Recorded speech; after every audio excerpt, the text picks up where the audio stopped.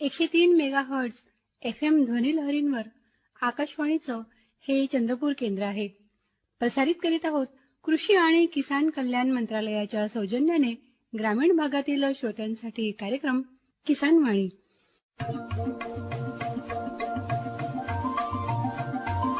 किसान वाणी, किसान वाणी, किसान वाणी, किसान वाणी.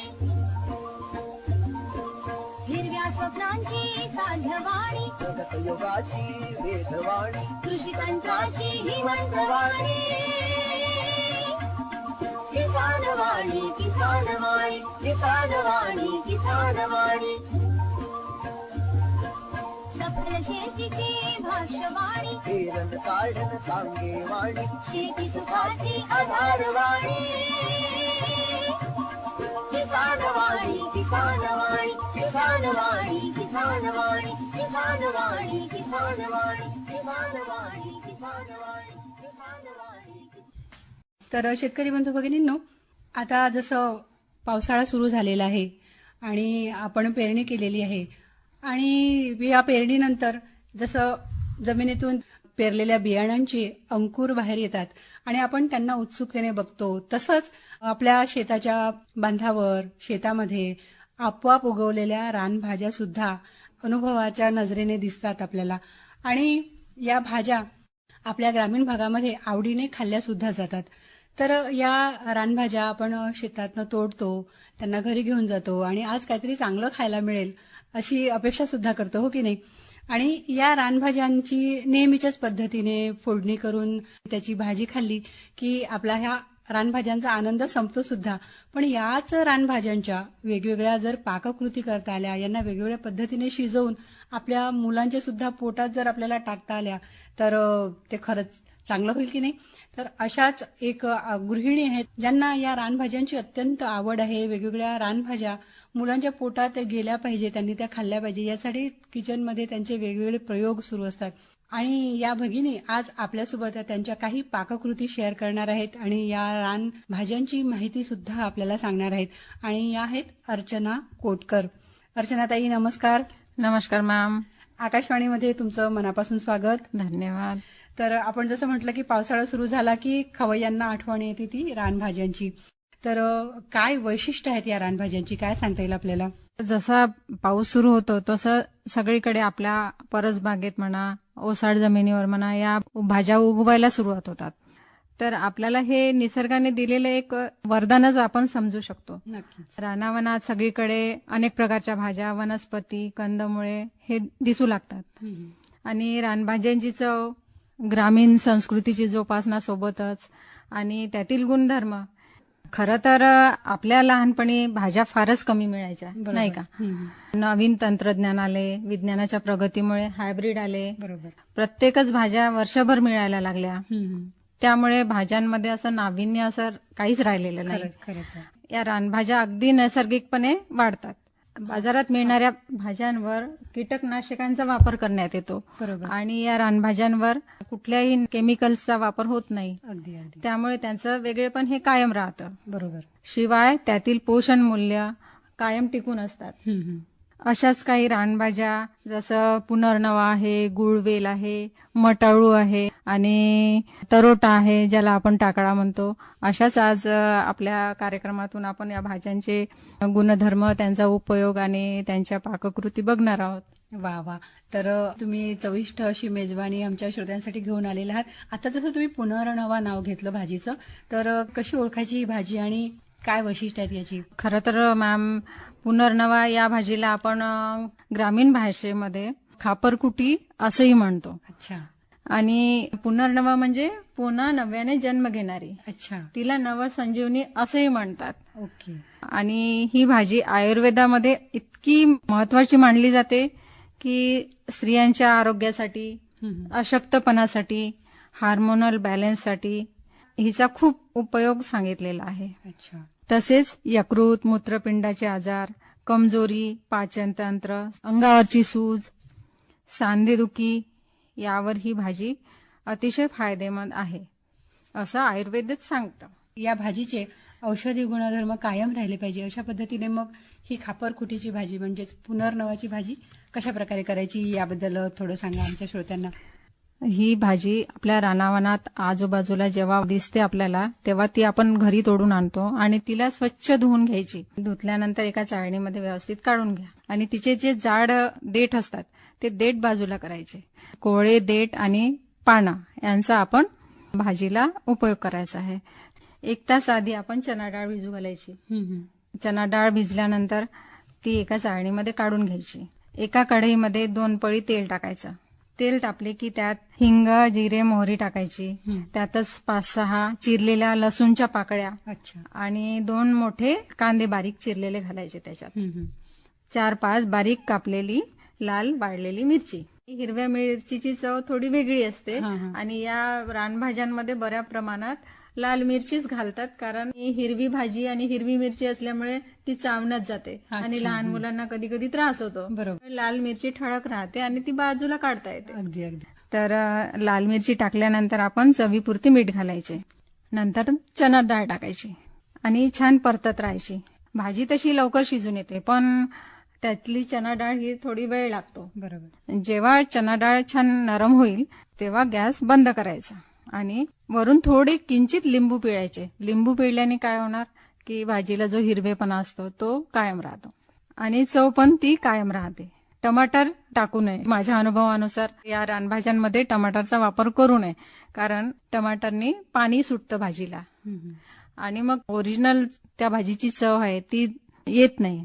त्याच्यामुळे टमाटर शक्यतो टाळा. अशा प्रकारे ही पुनर्नवाची भाजी तयार करावी.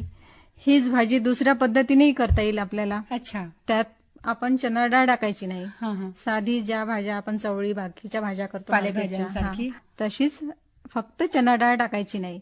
हे 2 प्रकार करता येतात. तुम्ही स्वयंपाकघरामध्ये असे रानभाज्यांवरचे वेगवेगळे प्रयोग करता, वेगवेगळे पदार्थ तयार करता. तर आतापर्यंत तुमचे जमून आलेले कोणते कोणते प्रयोग आहेत की हे रानभाज्या मुलांनी अतिशय आवडीने खाल्ल्या, असे कुठले कुठले पदार्थ आहेत तुमचे? मी एकदा असंच गुळवेलीचे पानं आणले आणि मग खूप सारी भाजी होती ती. तर ते गुळवेलीचे पानं धुवून मी त्याची जशी आता आपण पुनर्नवाची भाजी केली त्याच प्रकारे मी ती भाजी केली आणि घरी कोणाला सांगितलंच नाही की ही गुळवेलीची भाजी आहे. सगळ्यांनी मोकळी भाजी हिरवी पालेभाजी समजून खाल्ली. हा आणि ते नंतर मी सांगितलं ही गुळवेल्याच्या पानांची भाजी. अच्छा. तर पानांची सुद्धा अशी भाजी जसं छान होते खापरफुटीच्या आणि ते तब्येतीला तर चांगली आहे. आहेच. गुळवेलीला महत्व तर वेगळं काही सांगण्याची गरज नाहीच. बिलकुल बिलकुल. तर म्हणजे जसं खापरकुटीच्या पानांची आपण मोकळी भाजी केली तसंच गुळवेल्याच्या पानांची पण भाजी करता होतात. येते. आणखी काय काय करता येतं गुळवेल्याच्या पानांपासून? तर आता आपण गुळवेलींच्या पानांचे पकोडे बघणार आहोत. मी हे गुळवेलींच्या पानाचे पकोडे हे स्वतःच म्हणजे स्वतःचीच रेसिपी अशी इकडची तिकडची ऐकून केलेली नाहीये.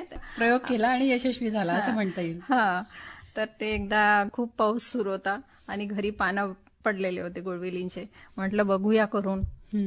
एरवी आपण आपल्या पकोड्यांमध्ये पालक टाकतो. त्या दिवशी मला पालक नाही मिळाली, तर म्हटलं बघूयाच आज गुळवेलीचे पानं टाकून.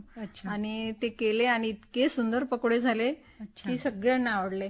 त्यातही मी सांगितलंच नाही की मी याच्यात गुळवेलीचे पानं टाकले. घरच्यांच्या पोटामध्ये पोषक अन्न जाण्यासाठी असे वेगवेगळे प्रयोग करत राहावे लागतात. तर आता पावसाळ्याचं सीझन आहे, बऱ्याच जणांना पाऊस पडत असले की काहीतरी गरमागरम खायची इच्छा होते. त्यातही अशा प्रकारचं पोषक गुळवेल्याच्या पानांचं जर पकोडे खाल्ले तर नक्कीच मजा येईल. प्रथम ही गुळवेलीची पाने स्वच्छ धुवून घ्या आणि ती पाने अगदी कोवळी कोवळी घ्या. जेवढे कोवळे घेतले तेवढे ते छान शिजतात तेलामध्ये किंवा पकोड्यांमध्ये आणि त्याची चव अप्रतिम येते. जेवढे पानं आपण घेणार आहोत बारीक चिरून त्यातच आपण जेवढं सामावेल तेवढं बेसन घेणार आहोत आणि त्यातच थोडं तांदळाचं पीठ टाकायचं आहे भजी कुरकुरीत होण्यासाठी. हा. आणि त्याच्यात 3-4 बारीक चिरलेले कांदे. बारीक चिरलेला कांदा टाकल्यानंतर आपण अद्रक लसूणची पेस्ट टाकणार आहोत. कढीपत्ता टाकणार आहोत. ओवा, तीळ व चवीनुसार मीठ. हवे असल्यास थोडे तिखट. वरील सर्व मिश्रण छान मिसळून घ्या. त्यात पाण्याची आवश्यकता असेल तरच पाणी टाकायचं. वरून थोडे तेलाचे कडकडीत मोहन घाला. परत छान मिसळून घ्या. तेल गरम झाले की गरमागरम छान पकोडे तळून घ्या. बाहेर पाऊस आणि गरमागरम पकोडे आणि तेही गुळवेल्याचे. नक्कीच. म्हणजे खाणाऱ्यांना कळणार नाही पकोड्यांसोबत आपल्या पोटात गुळवेलाची पानं सुद्धा जातात. तर खूप छान रेसिपी तुम्ही सांगितलीच. आणि या भाज्या कशा ऋतूनुसार येतात, तर हा एकच ऋतू असतो यांना खाण्याचा. श्रोते हो, नक्की करून पहा आणि खा. तर अर्चनाताई आपल्याला छान छान रेसिपी सांगत आहेतच. आणखी आपण त्यांच्याकडनं रेसिपीज ऐकून घेऊ. तुम्ही छान अशा चमचमीत रेसिपी सांगत आहातच. आणि विशेष करून या रानभाज्यांच्या रेसिपी तुम्ही सांगत आहात, ज्या आपल्या ग्रामीण भागामध्ये सहज मिळतात आणि सरावलेल्या नजरांना दिसतात की कुठे कोणती भाजी आहे. असंच पावसाळ्यामध्ये वरवर जाणारा वेल आणि त्याला लागणारी मटारू. आपल्या गावाकडे याला भाजून खातात, उकडून खातात आणि अतिशय पौष्टिक असं हे फळ आहे मटारू नावाचं. चूल पेटलेली असते आणि चुलीमध्ये टाकतात. चुलीमध्ये निखाऱ्यांमध्ये ते मटारू टाकले जातात आणि ते भाजले की मग तिथून गरम गरम काढून सकाळी या पावसाळ्याच्या खातात. वातावरणात खाल्ल्या जातात. आणि ते शरीरासाठी अत्यंत पोषक सुद्धा आहेत. तर घरोघरी वेल असतो आपल्या ग्रामीण भागामध्ये या मटारूचा. तर याचे काय औषधी गुणधर्म आहेत? याला मटारू पण म्हणतात काही भागांमध्ये आणि काही लोक याला मटाळू पण म्हणतात. खरं तर हे मटारू फळवर्गीय भाजी. पावसाळ्याच्या सुरुवातीलाच ही वेल एखाद्या झाडाचा सहारा घेऊन ती वरपर्यंत जाते. बरोबर. आणि हा वेल बराच वाढल्यावर त्या वेलाला अगदी बटाट्याच्या आकाराचे आणि रंगाचे बटाट्यासारखेच दिसणारे फळं ते येतात. अतिशय लोहयुक्त, पौष्टिक, बाळंतिणीसाठी औषध गुणांनी भरपूर. हे मटारू घरी आणून आपण वर्षभर पण टिकवून ठेवू शकतो. तुम्ही म्हणालात की या मटारूच्या वेगवेगळ्या रेसिपीज करता येतात, पानांची सुद्धा भाजी करता येते. तर ही कशा प्रकारे करायची? तर आता आपण मटारूंच्या पानांची भाजी बघूया. मला हे माझ्या आजी सासूने म्हणजे माझ्या मिस्टरांच्या आजीनी सांगितली आहे. त्यांच्याचकडनं या भाज्या शिकलेली आहे. चला आता आपण मटारूच्या पानांची भाजी बघूया. मटारूची अगदी कोवळी कोवळी पाने घ्या. जास्त कडक नसावी. स्वच्छ धुवून घ्या. पाने चिरून झाल्यावर त्यात सामावेल तेवढेच बेसन घाला. अंदाजाने तिखट, मीठ, हळद, जिरे, ओवा आणि मुख्य म्हणजे चिंचेचा कोळ घाला. आणि त्यात छोटासा गुळाचा एक खडा बारीक केलेला घालायचा. चिंच नसेल किंवा कोणाला चिंचेची अलर्जी असू शकते किंवा चिंच आवडत नाही, त्यांच्यासाठी लिंबू ऑप्शन. हे मिश्रण भिजवून घट्ट गोळा करून घ्यायचा. अच्छा. हा गोळा थोडासा चपटा करून घ्यायचा हाताने आणि कुकरमध्ये किंवा मग एखाद्या गंजामध्ये पाणी घेऊन त्या चाळणीवर ठेवायचा आणि त्याला 10-15 मिनिटे छान वाफवून घ्या. थंड झाल्यावर गोळा अगदी सुटसुटीत करून घ्या. त्याचा अगदी भुरका होतो. चुरा करून घ्यायचा. तो चुरा छान करून घ्यायचा आणि एका कढईमध्ये तेल तापवायला ठेवायचं. त्यातच हिंग, जिरे, मोहरी याची फोडणी द्यायची. छान लांब चिरलेला, बारीक चिरलेला कांदा, लसूण अद्रकची पेस्ट, चवीनुसार तिखट, मीठ, हळद टाका. सर्व मसाले परतून झाल्यावर वरील भाजीचा तो भुरका किंवा चुरा म्हणा तो टाकायचा आणि भाजी छान अगदी मिसळून घ्यायची ती भाजी कढईमध्ये बाकी मसाल्यांमध्ये. काठाला जेव्हा कढईला तेल सुटतं तेव्हा समजून जायचं की भाजी आपली बऱ्यापैकी झाली आहे. आणि थंड झाल्यावर आपण आपल्या भाकरीसोबत तर अतिशय छान लागते ही भाजी. नक्कीच करून बघा हा प्रयोग. आणि साधी भाजी करण्यापेक्षा थोडंसं वेगळं असं झुणकासारखं ही भाजी करा.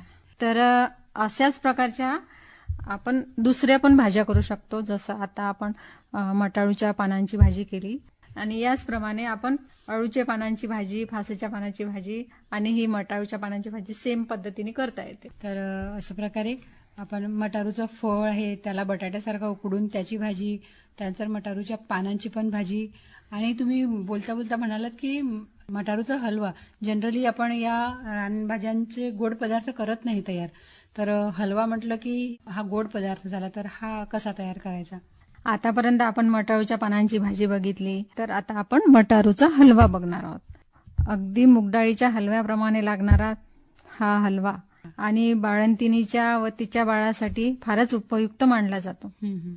तसेच वृद्ध व्यक्ती, आजारी यांच्यासाठी सुद्धा फारच फायदेशीर असतो. रक्त वाढवणारा, मसल्सला बळ देणारा, थकवा कमी करणारा अशा पौष्टिकतेने भरपूर मटारूचा हलवा आज आपण बघूया. नक्कीच. तर प्रथम मटारू उकडून घ्या छान. थंड झाले की त्याची साल काढा. ते थंड झाले की किसणीवर छान त्याचा किस करून घ्या. अंदाजे आपण 2 वाट्या किस झाला असेल तर 2 वाटीला आपली 1 वाटी साखर लागेल किंवा मग गूळ टाकायचा असेल तर 1/2 वाटी गूळ लागेल. गूळ थोडा कमी टाका आणि तो जो किस आहे आपण केलेला तुपामध्ये छान भाजून घ्या. त्यात मग साखर घाला. हे मिश्रण थोडे पातळ होईल. परत फिरवत राहा. ते घट्ट होईल आणि जेव्हा कढईच्या काठाने तूप सुटायला सुरुवात होईल तेव्हा आपण समजून जायचं की आता आपला हलवा तयार झालेला आहे. अशा प्रकारे आपण हा अगदी सोपा करायला, अगदी कमी साहित्यामध्ये आणि बिना कुठल्या इसेन्स न वापरता आपण हा हलवा केलेला आहे. तर यात कुठलेही इसेन्स किंवा विलायची टाकायची गरज नाही. नैसर्गिक चवीने तो परिपूर्ण राहू द्या, कारण चवीशी छेडछाड करू नये आपण. बरोबर आहे. अगदी साधेपणाने हलवा करा आणि खा. नक्कीच. खूप छान रेसिपी. आपण बटाट्याचा उपवासाचा जसा हलवा करतो त्याच पद्धतीने हा मटारूचा हलवा करायचा. आपण जेव्हा आपल्या स्वयंपाकघरामध्ये एखादा पदार्थ खूप जास्ती प्रमाणात असतो तेव्हा आपण त्याच्यावर वेगवेगळे प्रयोग करतो. भाज्या असतील भरपूर प्रमाणात तर वेगवेगळे प्रयोग करतो आपण. तर हे मटारूचे जसे तुम्ही शोधून काढलेल्या पाकक्रिया आम्हाला सांगितल्यात, तर हा प्रयोग तुम्ही कसा काय केला घरी? आमच्याकडे आमच्या आजोबा ते मटारू आणून द्यायचे तेव्हा एवढे सारे प्रमाणात असायचे की नेमकं याची भाजी करायची की काय करायचं मलाच कळत नव्हतं, कारण मी या मटारूचा उपयोग कधी पाहिलेलाही नव्हता, केलेला पण नव्हता. तर मग एकदा असंच थोडं लक्षात आलं की करून बघूया का आपण याचा हलवा, आणि मी करायला घेतला आणि तो खरंच म्हणजे इतका छान झाला, म्हणजे जसं आपण मुगाच्या डाळीचा हलवा वाटतो त्याच पद्धतीने तो हलवा चवीला वाटत होता. त्याच्यामुळे मग सवय झाली की आता आपण नेहमी करायचा आणि घरच्यांनी चाटून पुसून खाल्ला की आपला आत्मविश्वास वाढतो. नक्की नक्की. तर अशा प्रकारे तुमचा हा म्हणजे स्वयंपाक खोलीत केलेला प्रयोग यशस्वी झाला आणि मग तुम्ही तो नियमित करायला लागले. वेगवेगळ्या तुम्ही रेसिपीज करून घरच्यांना खाऊ घालता आणि अशा प्रकारचे तुम्हाला स्वयंपाक घरात प्रयोग करायची आवड आहे. अर्चनाताई, आपला कार्यक्रम ऐकणाऱ्या श्रोत्यांना काय सांगाल तुम्ही? हा, तर सखींनो, आपण आता काळाच्या ओघात या सर्व रानभाज्या, रानमेवा नष्ट होताना दिसत आहेत. अगदी अगदी बरोबर आहे. सखींनो, काळाच्या ओघात या सर्व रानभाज्या नष्ट होताना दिसत आहेत. बरोबर बरोबर. आपण चमचमीत, चटपटीत अशा पदार्थांच्या मागे लागलो आहोत, नाही का? हो. आणि ग्रामीण भागातील या रानमेव्याला नक्कीच आपण विसरत चाललेलो आहोत. बरोबर, अगदी बरोबर. किंबहुना आपण दुर्लक्षच करत आहोत, आहे की नाही? आज या कार्यक्रमाच्या निमित्ताने थोडे आपण निसर्गाकडे नक्की वळूया. बरोबर. आणि पारंपरिक हा रानमेवा आपल्या समोरच्या पिढ्यांसाठी जतन करूया. नक्कीच. हेच आज आपल्या या कार्यक्रमाच्या निमित्ताने मला सांगावंसे वाटते. नक्कीच अर्चनाताई, खूप छान सांगितलं तुम्ही. खूप छान सांगितलं तुम्ही. आणि आताच्या पिढीला जे वेगवेगळे पदार्थ त्यांच्यासाठी अगदी तयार असतात विक्रीस, की ते खाऊन खाऊन त्यांची जीभ या सगळ्या पदार्थांचा आस्वाद घ्यायला विसरलेली आहे. आणि आपल्या नव्या पिढीला या रानभाज्यांची ओळख अशा पद्धतीने चविष्ट पदार्थाद्वारे जर दिली तर नक्कीच तेही आपल्या या रानमेव्याच्या प्रेमात पडतील.